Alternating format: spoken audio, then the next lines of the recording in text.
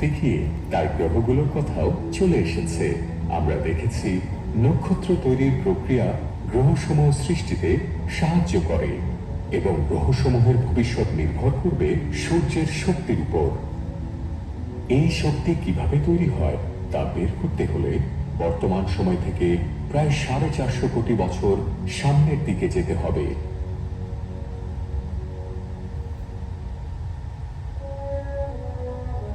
দেখো তোমার কাছে আসতেছে।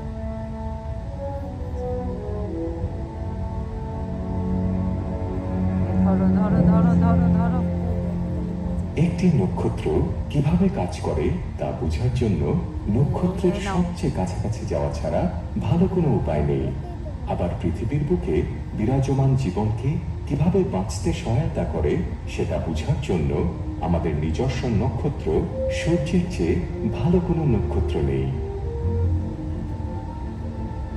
পৃথিবী থেকে খুব বেশি দূরে নয়, সূর্যকে পরিভ্রমণরত এমন 3টি স্যাটেলাইট এই ছবিগুলো তুলেছে।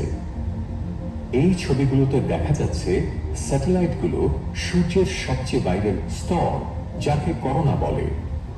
করোনা অঞ্চল হতে প্রতিনিয়ত সৌরঝড় নির্গত হচ্ছে।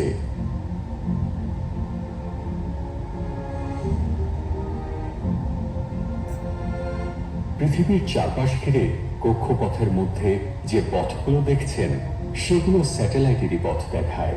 কিছু স্যাটেলাইট সূর্যকে পর্যবেক্ষণ করে, বাকিগুলো আবহাওয়া পর্যবেক্ষণ করে কিংবা টিভি ও জিপিএস সিগন্যাল প্রচার করে।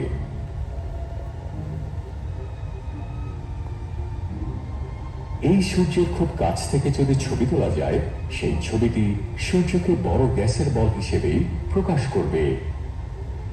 এই চকচকে বা জলজলে আবদ্ধ বক্রাকার রেখাগুলো আসলে সৌরঝড়।